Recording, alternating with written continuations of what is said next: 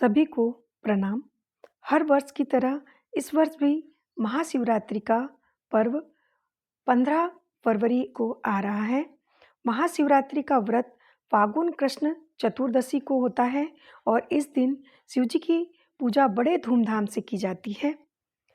शिव जी का स्थान हिंदू धर्म में बहुत ऊंचा है और एक दृष्टि से सर्वोपरि है, क्योंकि जहाँ धर्मशास्त्रों और पुराणों में अन्य सब देवताओं का चरित्र चित्रण करते हुए उनको स्वार्थ के वशीभूत अथवा वैभव तथा अधिकार का अभिलाषी दिखलाया गया है, एक शिवजी ही ऐसे देवता बतलाए गए हैं जो संपत्ति और वैभव के बजाय त्याग और अकिंचनता को वर्ण करते हैं।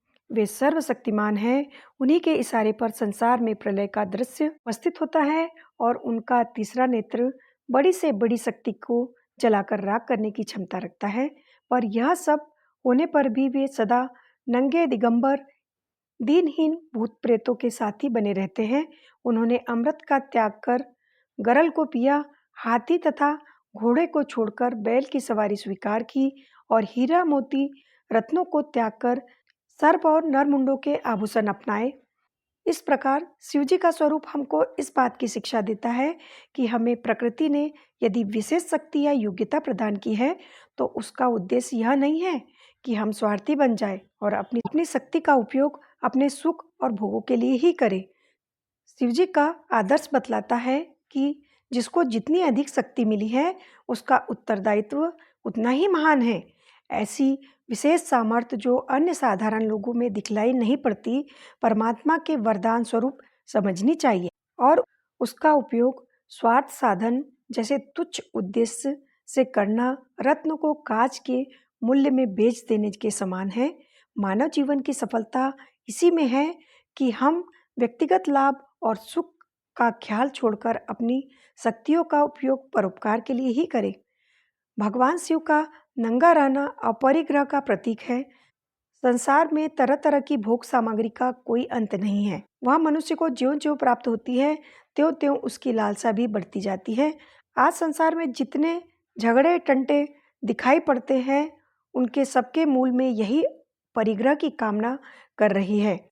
प्रत्येक व्यक्ति यही चाहता है कि भोग की सामग्री को अधिक से अधिक परिमाण में एकत्रित रख ले, जिससे लालच इतना बढ़ जाता है कि वह यह भी विचार नहीं करता कि अधिक समय रखे रहने से यह चीज़ खराब हो जाएगी या कुछ ही समय बाद ऐसी स्थिति आने की संभावना है जबकि उस चीज़ की आवश्यकता ही न रहे।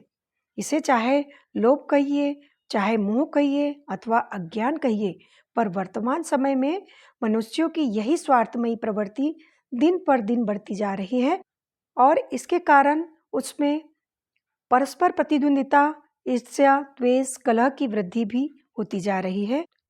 यह व्यक्तिगत द्वेष भाव ही आगे बढ़कर सामूहिक रूप ग्रहण कर लेता है और बड़े बड़े राष्ट्र यह प्रयत्न करने लगते हैं कि संसार की भोग सामग्रियों का अधिकार हमारे हाथ ही में रहे और उसमें से जो थोड़ा बहुत हिस्सा अपनी खुशी से हम दूसरे को दे दें उसी पर वे संतोष करें। ऐसी मनोवृत्ति के होते हुए संसार में शांति और सुख की कल्पना करना ही व्यर्थ है।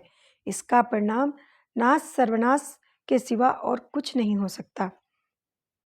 इस समय संसार में धन का बोलबाला है और बनिए व्यापारी ही नहीं, पंडितों के मुख से भी यही निकलता है कि सर्वगुणा कांचमाश्रिति अर्थात स्वर्ण में सभी गुण विद्यमान है। इस मनोवृत्ति ने मनुष्य को कितना पतन के गर्त में गिराया है उसका वर्णन कर सकना संभव नहीं है।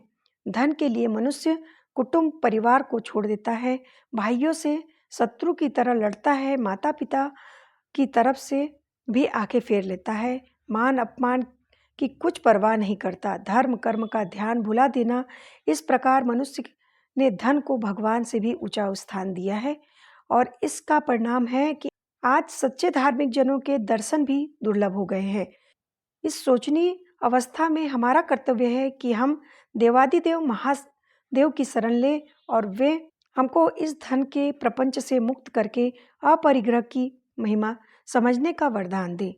आप सभी को महाशिवरात्रि की हार्दिक शुभकामनाएं। धन्यवाद।